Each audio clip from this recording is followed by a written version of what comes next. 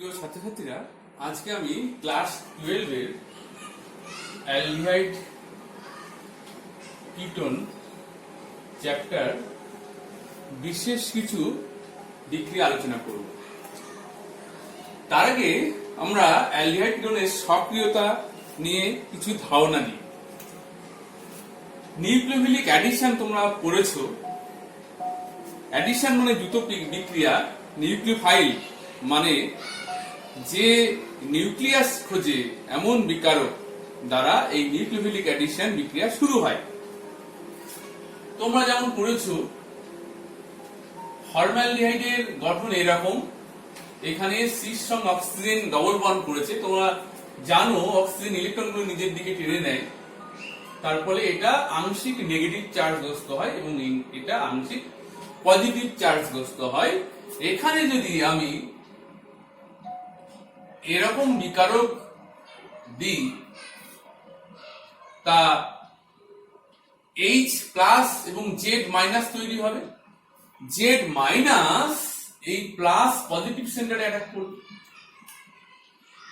তাহলে যেটা দাঁড়ালো HC, এটা অ্যাটাক করলে ও বন্ডটা এটি ঘুরে যাবে, HC H, এখানে Z ও মাইনাস, এবার ও মাইনাস H প্লাসটাকে নিয়ে নেবে সেকেন্ড স্টেপ। তারপর তোমরা বুঝতেই পারছো এই স্টেপটা আমি আর লিখছি না।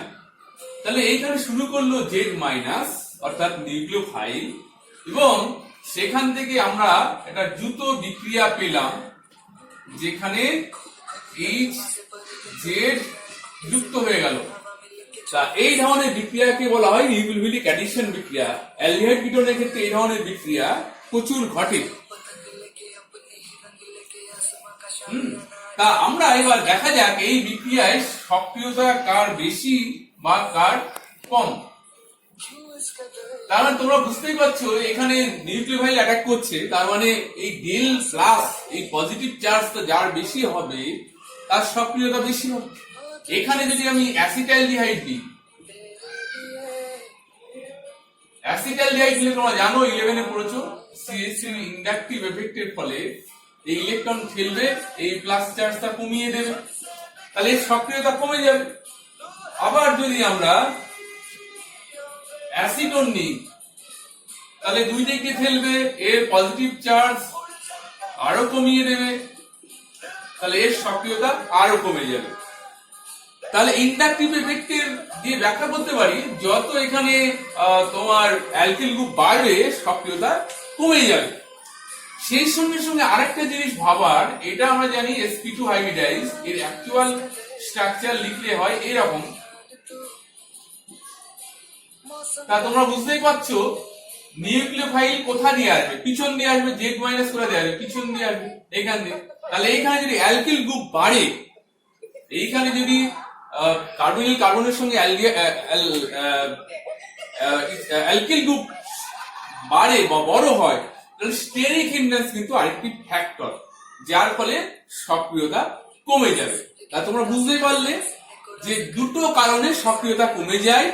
একটা হচ্ছে তোমার ইন্ডাকটিভ এফেক্ট, আর দ্বিতীয়ত হলো স্টেরিক হিন্ড্রেন্স। এটা হলো অ্যালিফেটিক অ্যালডিহাইড বা কিটোনের ক্ষেত্রে। যদি অ্যারোমেটিক অ্যালডিহাইড বা কিটোন হয়, যদি অ্যারোমেটিক অ্যালডিহাইড বা কিটোন হয়, তাহলে তার সক্রিয়তা অ্যালিফেটিকের থেকে কম হয় তুলনামূলক। কারণ তোমরা রেজোন্যান্স এফেক্ট পড়েছো, যে এই প্লাস আর এফেক্টের ফলে এই সক্রিয়তা কমে যায়।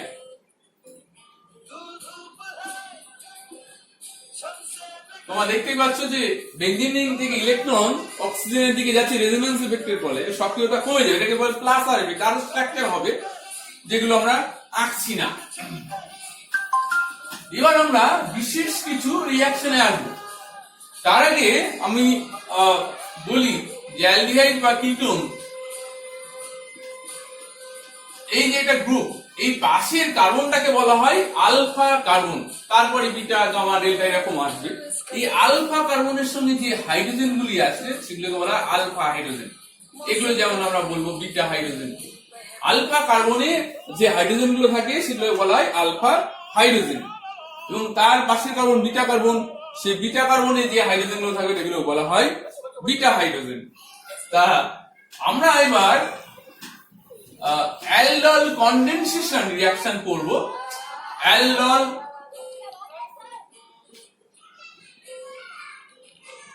Condensation reaction.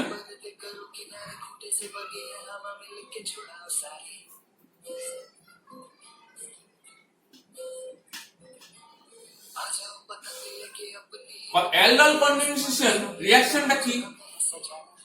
নামে তাৎপর্য আছে, কনডেনসেশন মানে ঘনীভূত। এখানে বুঝতে পারছো কেমিস্ট্রি ঘনীভূত মানে কার্বন কার্বন বন্ধন তৈরি হবে। রিঅ্যাকশনটা কি রকম দেখা যায় এইটা মনে রাখবে, যাদের আলফা হাইড্রোজেন আছে তারা মূলত এই বিক্রিয়ায় অংশগ্রহণ করে।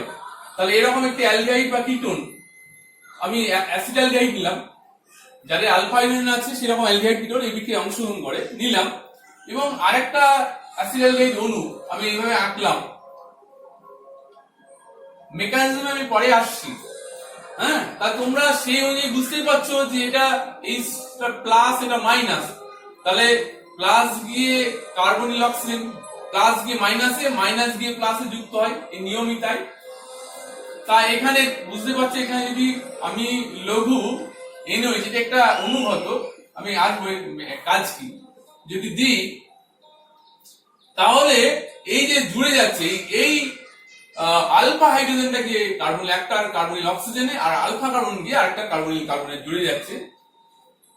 তাহলে কি হচ্ছে, এটা OH, H ছিল CH2 CHO, beta hydroxy aldehyde বা কিটোন তৈরি হচ্ছে।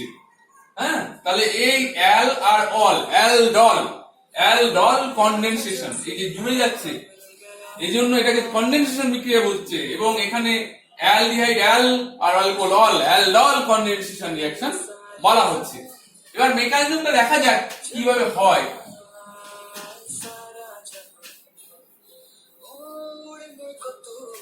এই যে আলফা হাইড্রোজেন আছে, এখানে যদি তোমরা NaOH দাও তাহলে OH মাইনাস কি করবে, H প্লাস থেকে নেবে জল তৈরি করবে, তাহলে কি হবে এখানে CH2 মাইনাস CHO। এইবার আরেকটা তোমরা যদি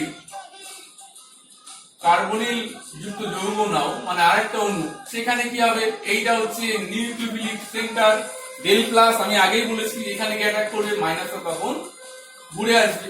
তাহলে কি হচ্ছে CH3O minus H CH2 CHO। এইখানে দেখলে এই জল উৎপন্ন হয়েছে, তাহলে সেই জল থেকে একটি H প্লাস নিয়ে নেবে, নিয়ে অ্যালডল তৈরি হবে। তাহলে মেকানিজমটা বুঝতে পারলে, এখানে কার্বনায়ন জেনারেট হয়, কার্বনায়ন তৈরি হয়, সেটা আরেকটি কার্বনায়ন, বুঝতে পারছো নিউক্লিওফাইল আরেকটি কার্বনিল কার্বনে অ্যাটাক করছে। তাহলে অ্যাকচুয়ালি এখানে কনডেনসেশন রিঅ্যাকশন হচ্ছে, কিন্তু অনেকটাই দ্রুত বিক্রিয়ার ধরনের। আচ্ছা, কিটোন এবং অ্যাসিটোনও একই রকমের হয় অ্যালডল কনডেনসেশন বিক্রিয়া।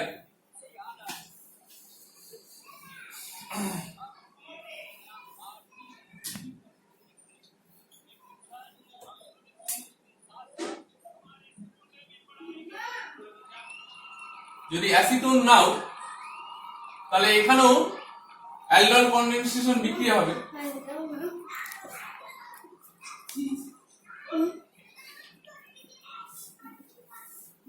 একই টাইপের বিক্রিয়া।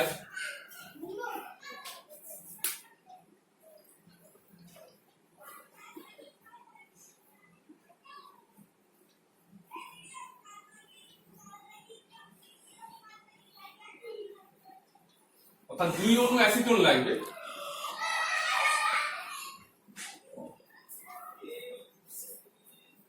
কিন্তু এখানে NaOH যে বিক্রিয়াটি করা হয় না, এখানে ব্যারাইটার সাহায্য না, এই কারণে অ্যাসিটোনে আমি আগেই বলেছি স্টেরিক হিন্ড্যান্স এবং ইন্ডাকটিভ এফেক্টের ফলে সক্রিয়তা কম হয়, সেই জন্য এখানে এটা করা হয় সক্সলেট অ্যাপারেটাস যন্ত্রে, যেখানে একটা সলিড ক্ষার ব্যারাইটা নেওয়া হয়। BaOH দরজাটা বন্ধ করে BH হোল টুয়াইস নিলে এই বিক্রিয়াটা ভালোভাবে সম্পূর্ণ হয়, অর্থাৎ বিপরীতমুখী বিক্রিয়া হওয়ার প্রবণতা কমে যায়।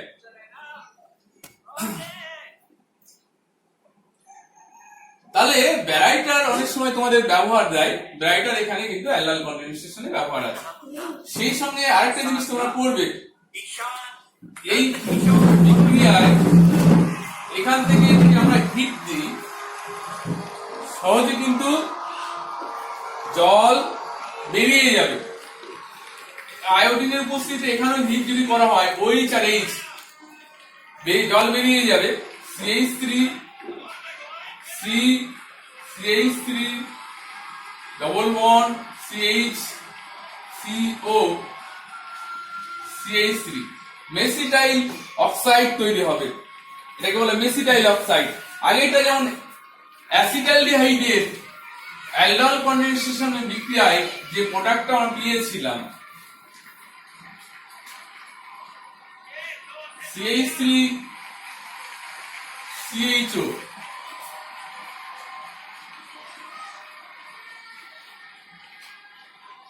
লঘু NOH দিলে যে প্রোডাক্টটা তৈরি হয়েছিল CH3 CHOH CH2 CHO, এখানে শুধুমাত্র হিট করলেই জল বেরিয়ে যাবে, হিট করলেই জল বেরিয়ে যাবে। এই ধরনের প্রোডাক্টগুলো খুব একটা স্থায়ী নয়। তাহলে CH3 CH double bond CH CHO এটাকে বলা হয় প্রোটোনালডিহাইড। তাহলে তোমরা অ্যালডাইল বিক্রিয়াটা বুঝতে পারলে। এইখানে যদি আমরা দুটি মিশ্র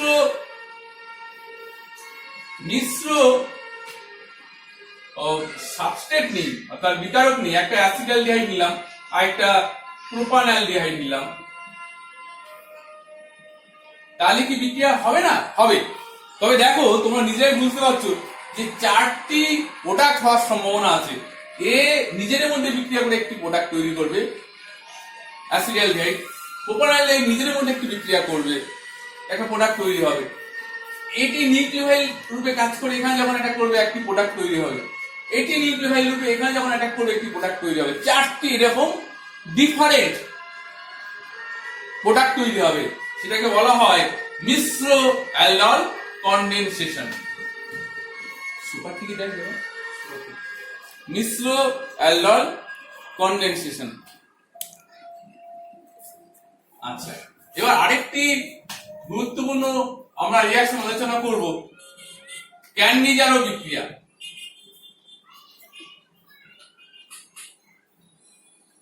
ক্যান্নিজারো বিক্রিয়া এটি একটি গুরুত্বপূর্ণ বিক্রিয়া। এটি কিন্তু যাদের আলফা হাইড্রোজেন নেই তারাই শুধুমাত্র এই বিক্রিয়াটি করে, যেমন ফর্মালডিহাইড আলফা হাইড্রোজেন নেই, যেমন বেনজালডিহাইড, যেমন ট্রাইমিথাইল অ্যাসিটালডিহাইড, এদের আলফা হাইড্রোজেন নেই, এই বিক্রিয়াটি করে। কি সেই বিক্রিয়া দেখা যাক। এটি একটি জারণ বিক্রিয়া, এটি একটি জারণ বিক্রিয়া, তবে এই বিক্রিয়ায় কোনো জারক দ্রব্য থাকে না। তা তোমরা জানো অ্যালডিহাইড যাইতে হলে কি হয়, অ্যাসিড তৈরি হয়, অ্যাসিড তৈরি হয়। তাহলে কে জাইতে করবে যদি জারক দ্রব্য না থাকে? তাহলে ও নিজেই নিজেকে জাইতে করবে, তাহলে আরেকটা অণু ওকে জাইতে করবে আরেক অণুকে। তাহলে সে যদি এটাকে জাইতে করে তাহলে নিচে কি হবে, বিজায়িত হবে। বিজায়িত হলে কি হয়, অ্যালডিহাইড তোমরা জানো অ্যালকোহল হয় বলেছি। তাহলে এখানে কিন্তু একটা অনুঘটক লাগে, সেটা হচ্ছে গাঢ় NOH, 50% NOH। আর তোমরা জানো যদি NOH নেওয়া হয় তাহলে কিন্তু অ্যাসিড থাকবে না, লবণ জল তৈরি হবে, তাহলে এটা অ্যাসিডের লবণ হবে। তাহলে এই যে বিক্রিয়া এটাকে বলা হয় ক্যান্নিজারো বিক্রিয়া। এখানে কিন্তু কোনো জারক দ্রব্য নেই, তার জারক দ্রব্য সারা জারণ বিক্রিয়া কিন্তু আমি ক্যান্নিজারো বিক্রিয়াকে বলতে পারি। তা বিক্রিয়ার মেকানিজম যদি আমরা দেখি কি হয়, এখানে একটা ক্ষার নিয়েছি, ক্ষার হচ্ছে NOH নিয়েছি, তাহলে OH মাইনাস OH মাইনাস এটাকে অ্যাটাক করবে, তাহলে HC এই বন্ডটা এখন ঘুরে আসবে, HCO মাইনাস HOH। এবার কি হয়, আরেক অণু যদি তোমার ফর্মালডিহাইড ওখানে আছে, সেখানে একটা নিউক্লিওফিলিক অ্যাটাক হয়, এই বন্ডটা ঘুরে H মাইনাস, এখানে hydrogen minus H minus hydride shift হয়, হ্যাঁ, হলে এই বন্ডটা ঘুরে যাবে। তাহলে এটা কি হলো, এই অণুটা C double bond O H OH, H বেরিয়ে গেল OH, আর এটা এখানে H আসলো, তার মানে এটা CH3O মাইনাস। তাহলে এই H প্লাসটা ছেড়ে দেবে, তাহলে এটা অ্যালকোহল হবে, আর এটা H মাইনাস হবে, মানে নেক্সট স্টেপে যেটা হবে এটা হচ্ছে H মাইনাস, আর এটা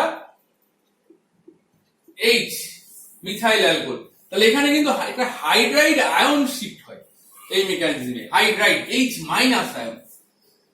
তাহলে বুঝতেই পারছো কিভাবে আমরা বিক্রিয়াটি ঘটে সেটা দেখতে পেলাম, এবং খুব সহজে বুঝতে পারলাম যে এখানে প্রথমে একটা নিউক্লিওফিলিক অ্যাটাক হচ্ছে, তারপর H মাইনাস শিফট, এটাও একটা নিউক্লিওফিলিক অ্যাটাক, যার ফলে কোনো জারক দ্রব্য ছাড়া জারণ হচ্ছে।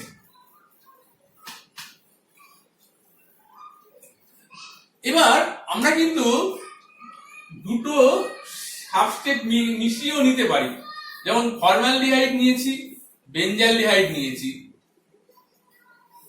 এইখানে যদি 50% NOH দাও তাহলে কি হবে, এখানে মেকানিজম যদি করি তাহলে সক্রিয়তা বেশি কম অনুযায়ী আমরা বলতে পারি যার সক্রিয়তা বেশি সে অ্যাসিড হবে, কিন্তু সেটা তোমাদের 12 লেভেলে যদি অসুবিধা থাকে তাহলে তোমরা এইভাবে বলতে পারো যার আণবিক গুরুত্ব বেশি সে অ্যালকোহল হবে, যার আণবিক গুরুত্ব কম সে অ্যাসিড হবে, অর্থাৎ যার সক্রিয়তা কম সে অ্যাসিড হবে, তাহলে এটা ফর্মিক অ্যাসিডের লবণ হবে, আর এটা হচ্ছে অ্যালকোহল, বেনজাইল অ্যালকোহল হবে। তাহলে তোমরা সক্রিয়তা দিয়ে বুঝতে পারোই, এবং যাদের অসুবিধা তারা আণবিক গুরুত্ব দিয়ে বুঝবে, যার আণবিক গুরুত্ব বেশি সে অ্যালকোহলে কনভার্ট হবে। তাহলে এটা হলো মিশ্র ক্যানিজারো বিক্রিয়া। অন্ত আণবিক ক্যানিজারো বিক্রিয়া হতে পারে, যেমন গ্লাইঅক্সাল যদি নিই, তাহলে 50% NOH দিলে তাহলে একটি অ্যালডিহাইড গ্রুপ জাইত হবে আর একটি বিজাইত হবে, তাহলে এটা কিন্তু একটি অণুর মধ্যেই ঘটলো, অর্থাৎ এটা অন্ত আণবিক ক্যানিজারো বিক্রিয়া। তাহলে এরকম কিন্তু পার্ট তোমাদের প্রশ্ন আসতে পারে, অন্ত আণবিক ক্যানিজারো বিক্রিয়া বা মিশ্র ক্যানিজারো বিক্রিয়া উদাহরণ দাও, বা ABCD শনাক্তকরণ, এগুলো কিন্তু আসে। এখানেও এই দিতে পারে, তখন কিন্তু এই 50% NOH লিখতে হবে, বা এখানে জিজ্ঞাসা চিহ্ন দিল 50% NOH দেবে। এই NOH টা কিন্তু শুধুমাত্র অনুঘটক রূপে কাজ করছে, জারক রূপে নয়।